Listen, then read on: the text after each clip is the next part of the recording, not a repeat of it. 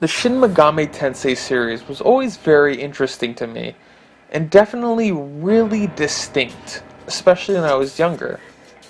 These games have a very mature, modern, and overall unique style and thematic design that always drew me to these titles.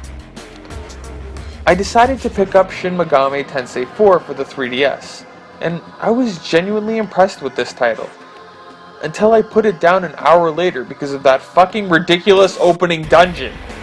But then I picked it back up, months later, and it's probably one of the strongest RPG offerings on the 3DS, with tight gameplay, an interesting story, and just lots to do. There were a few hiccups like that aforementioned ridiculous first dungeon, but other than that, it's absolutely recommended to any fans of RPGs. Let's start with the plot. Shin Megami Tensei IV begins with Flynn, your main character, and his friend Izuchar, traveling to Mikado Castle to undergo a test where they must determine whether they are worthy of becoming samurai, the guardians of Mikado, who both confront and control demons. Your character is the only one to succeed, and he's promptly initiated with the other candidates, including Walter, Jonathan, and Isabeau. The new samurai apprentices receive electrical gauntlets called AI, with Flynn's AI being called Burroughs, who supports him throughout the game with advice. Shortly after their initiation, unrest rises in the countryside as a figure calling herself the Black Samurai distributes cursed books, written to spread knowledge and wisdom. Some residents of Mikado are turned into demons after reading the books. The samurai are sent to confront these resulting demons and the Black Samurai, but the journey soon turns into much more, as it becomes an ancient struggle that really challenges morality and the way of the world. The story of this game is probably one of the weaker elements in my opinion. Don't get me wrong, it's not a bad story at all. I just think that the problem for me is that it's not really a character-driven story, but an ideal-driven story. What I mean by that is this. There are only 4 real main characters. You, the silent protagonist, Walter, Jonathan, and Isabeau. The game's big theme is whether a world of chaos, or order, or something in between is best. Very clearly, Walter represents chaos. He's brash, he hates authority, and he acts on his feelings. Alternatively, Jonathan represents order. He's polite, calm, and rarely gets emotional, and rarely questions what he's told to do. Finally, you and Isabeau are somewhere in between. These characters essentially never act outside of their defining character traits. And for the purposes of this game, there's really nothing wrong with that, I get it. There are 2 types of characters. Characters who are supposed to be relatable people who change, react differently to different situations, they're more realistic, and when I think of characters like this, think about a game like Persona or the Zero Escape series. And on the other hand, you have thematic characters who represent an idea or a theme. The plot around them isn't really about how they change, and they may seem really unrealistic, but that's because they're meant to really be saying something bigger. They're part of a whole bigger theme or story that the author is trying to make. Think about Captain Ahab from Moby Dick, or the protagonists of Attack on Titan. Personally, I enjoy the former types of characters for their realism and relatability in general. Although I do think there are some really great stories that pull off a lot of great things with characters who are just supposed to represent a theme. In general, I do prefer characters, real people. Here, Walter and Jonathan really don't change. They just try to convince you that their side is correct. In a world of order, there is peace, there is ease of mind, and you feel morally correct in your actions. In a world of chaos, you don't follow arbitrary rules, you have the freedom to do what you think is right, and you get to be truly human by following your instincts and doing what you want. Each side has its clear merits, and both the characters help you see different sides of different arguments that come across the game. There are a ton of genuinely morally difficult choices that you have to make in this title. Probably more morally challenging than any game I think I've played to this point, and I really love that.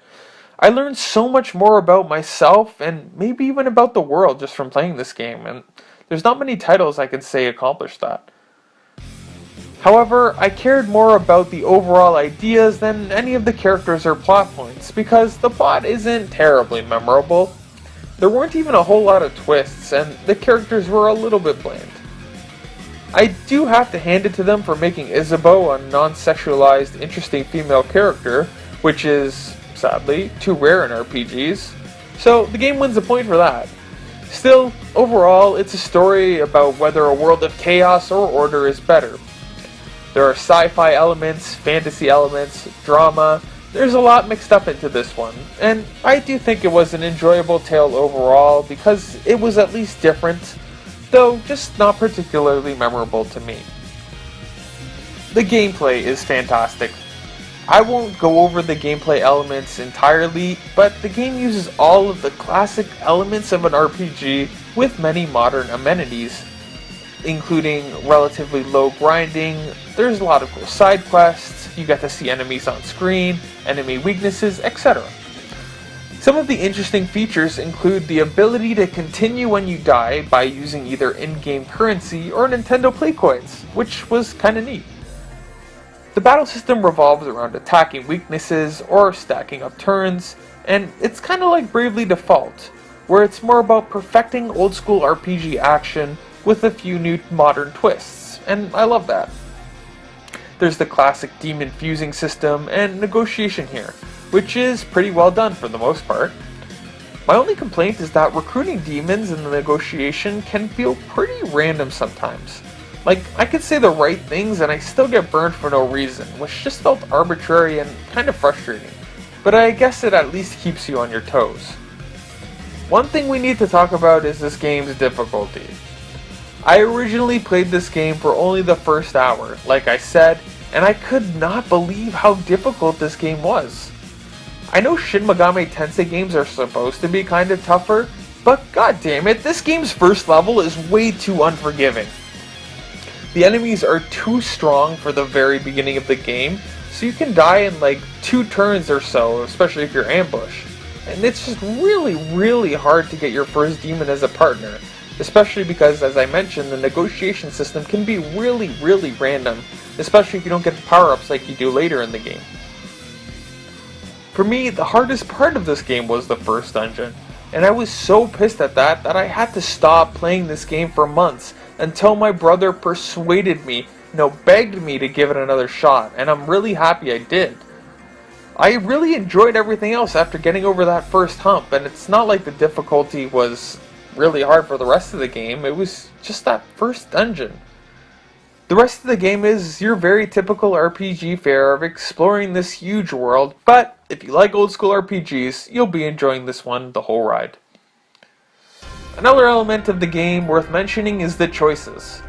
As I said above, the game is all about chaos versus order, so you get asked a lot of questions along the way, with some really good moral dilemmas that actually made you think, and they had a substantial effect on what ending you got. For reference, I got order because I'm a pansy, but I plan to replay the game someday to get the other endings, and see the other major kind of plot events. It was just a really cool side element that made it feel like your character had more of a character and was really a proxy for you, and I love it when games actually allow you to make decisions that matter. The graphics in the game are fantastic. I love the visual design of the characters and monsters a lot.